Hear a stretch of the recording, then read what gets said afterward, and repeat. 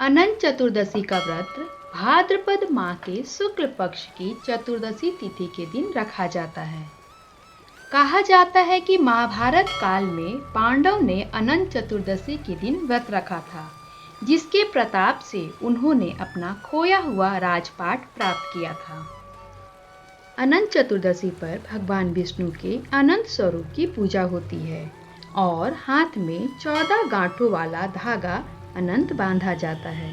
प्राचीन समय में एक सुमंत नाम के ऋषि हुआ करते थे और उनकी पत्नी का नाम दीक्षा था। कुछ समय के बाद दीक्षा ने एक सुंदर सी कन्या को जन्म दिया और उसका नाम सुशीला रखा। लेकिन कुछ समय पश्चात ही सुशीला के सर से उसकी मां का साया उठ गया। अपनी बच्ची के लालन पोषण के लिए ऋषि सुमंत को दूसरा विवाह करना पड़ा। उनकी दूसरी पत्नी का नाम कर्कशा था। वह अपने नाम के तरह ही स्वभाव से भी कर्कश थी। कर्कशा का सुशीला के प्रति व्यवहार अच्छा नहीं रहता था। वह उससे ईर्ष्या करती थी। समय के साथ सुशीला की आयु बढ़ने लगी और वह विवाह के योग्य हो गई। उसके रूप और गुणों की चर्चा सुनकर वेदों के ज्ञाता और मुनियों में श्रेष्ठ कौंडिन्य ऋषि सुमंत के पास विवाह का प्रस्ताव लेकर आए और सुशीला का विवाह कौंडिन्य ऋषि के साथ संपन्न हुआ। लेकिन शादी के बाद भी सुशीला को दरिद्रता का सामना करना पड़ा। एक दिन सुशीला जंगल से गुजर रही थी। तभी उसने देखा कुछ औरतें नदी के किनारे पूजा कर रही हैं। उसने पूछा, आप लोग किनकी पूजा कर रहे हो? आज अनंत चतुर्दशी है और हम सब अनंत भगवान का व्रत एवं पूजन कर रहे हैं। इसमें भगवान विष्णु के अनंत स्वरूप का व्रत एवं पूजन किया जाता है और हाथ में 14 गांठों वाला धागा अनंत बांधा जाता है।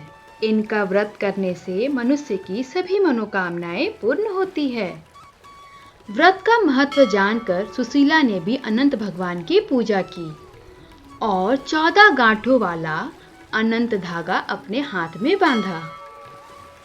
इस व्रत के प्रभाव से उसके घर में सुख समृद्धि बढ़ने लगी और धन्य धान्य से उसका घर परिपूर्ण हो गया। एक बार कौंडिन्य ऋषि की दृष्टि सुशीला के हाथ पे पड़ी। तुमने अपने इस हाथ में कैसा धागा बांधा हुआ है? इस पर सुशीला ने खुशी खुशी बताया, अनंत भगवान की आराधना का यह रक्षा सूत्र है और इसके बाद ही हमारा घर धन्य धान्य से परिपूर्ण हुआ है। इस पर कौंडिन्य ऋषि ने खुद को अपमानित महसूस किया। उन्होंने कहा, यह सब मेरी मेहनत का फल है, ना कि इस रक्षा सूत्र का।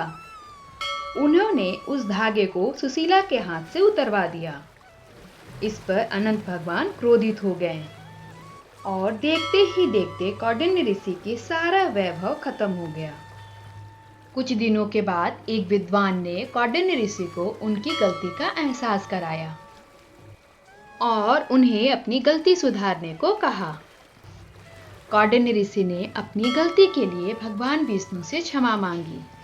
लगातार 14 वर्षों तक अनंत भगवान का उपवास करने के बाद उन्होंने भगवान विष्णु को प्रसन्न किया और फिर से कौंडिन्य ऋषि और सुशीला सुखपूर्वक रहने लगे।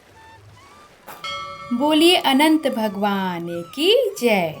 Please like, share and subscribe. मिलते हैं नेक्स्ट स्टोरी में।